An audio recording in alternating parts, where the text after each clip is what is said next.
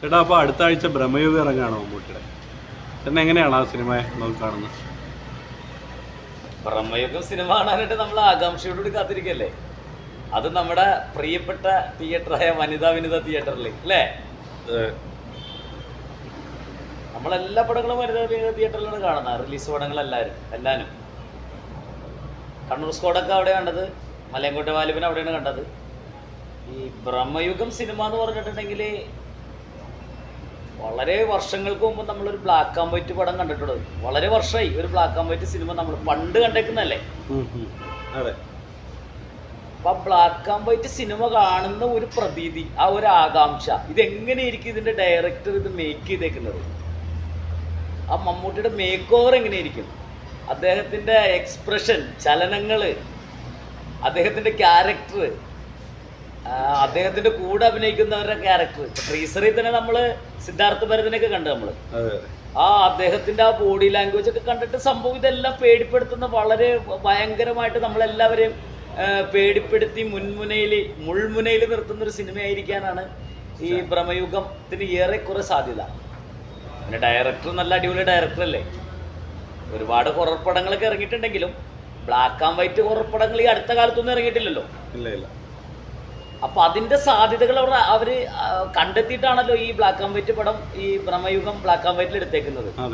എന്തായാലും മമ്മൂട്ടി ആരാധകരും സിനിമാ പ്രേക്ഷകരും, ഇനിയിപ്പോ മമ്മൂട്ടി ആരാധകരൊന്നും ഇല്ല, ഇപ്പൊ ലാലേട്ടന്റെ ആരാധകരാണെങ്കിൽ എല്ലാവരും സിനിമ ആണല്ലേ, ഇതെന്താണ് ചെയ്തു വെച്ചേക്കുന്നതെന്നൊക്കെ കാണാൻ വേണ്ടി എല്ലാവരും പോകുമല്ലോ. അപ്പൊ ഇതെല്ലാവരും ഇത് ഒരു ആകാംക്ഷയിലാണ് ഈ ബ്രഹ്മയുഗം സിനിമ കാണാൻ വേണ്ടി. കാരണം ഇതിന്റെ മേക്കിംഗ് എങ്ങനെയാണെന്ന് അറിയണം, ഇതിന്റെ റിയാക്ഷൻ എങ്ങനെയാണെന്ന് അറിയണം. ആ ഒരു തയ്യാറെടുപ്പിലാണ് എല്ലാവരും. പ്രത്യേകിച്ച് നമ്മുടെ തിയേറ്റർ എന്നൊക്കെ പറഞ്ഞാൽ ഗംഭീര തിയേറ്റർ ആണല്ലോ, ഡോൾബി സിസ്റ്റം ഒക്കെ അല്ലേ. അതിന്റെ സൗണ്ടും അതിന്റെ കാര്യങ്ങളൊക്കെ വരുമ്പോൾ എന്തായാലും ഏറെക്കുറെ ഒരു പാൻ ഇന്ത്യൻ തലത്തിലേക്ക് തന്നെ പോകാനാണ് സാധ്യത. മമ്മൂട്ടി പ്രേതാണെന്ന് തോന്നുന്നു. അതിൽ നമുക്ക് എന്ത് സിനിമ കണ്ടാലല്ലേ അതറിയാൻ പറ്റുള്ളൂ. അദ്ദേഹം പ്രേതമാണെങ്കിലും മന്ത്രവാദിയാണെങ്കിലും എന്താണെങ്കിലും ക്യാരക്ടർ എന്തോ ആയിക്കോട്ടെ, കിടില മേക്ക് ഓവറാണ്.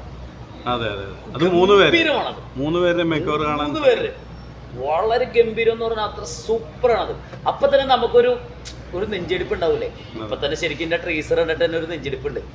ദൈവം ഇത് എങ്ങനെയായിരിക്കും, എന്ത് പടമായിരിക്കും, ഒന്നൊന്ന് കണ്ടോ മതി എന്നുള്ളൊരു ചിന്ത നമുക്ക് എല്ലാവർക്കും ഉണ്ട്.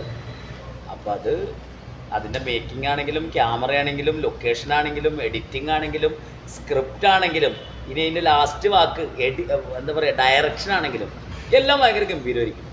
പിന്നെ അതുകൂടാതെ ഇതൊരു ബ്ലാക്ക് ആൻഡ് വൈറ്റ് ചിത്രമാണെന്ന് ആണ്. അപ്പം അതിൻ്റെ ഒരു സാധ്യത കൂടി കൂടുതലുണ്ടാവും.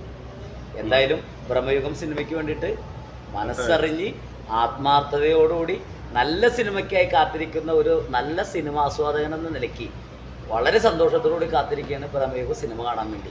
നമ്മൾ ഫസ്റ്റ് ഷോക്ക് തന്നെ കയറും, നമ്മൾ തകർക്കും. മമ്മൂക്കയുടെ വലിയ ഹിറ്റ് ആവട്ടെ. ഭയങ്കര മമ്മൂക്ക ഹിറ്റ് ആവട്ടെ എന്നല്ല, പുതുമ തേടി പോകുന്ന ആളാണല്ലോ മമ്മൂക്ക. അപ്പൊ ഹിറ്റ് ഇങ്ങനെ വന്നുകൊണ്ടിരിക്കും. വരട്ടെ, എല്ലാ ആശംസകളും. Okay, thank you.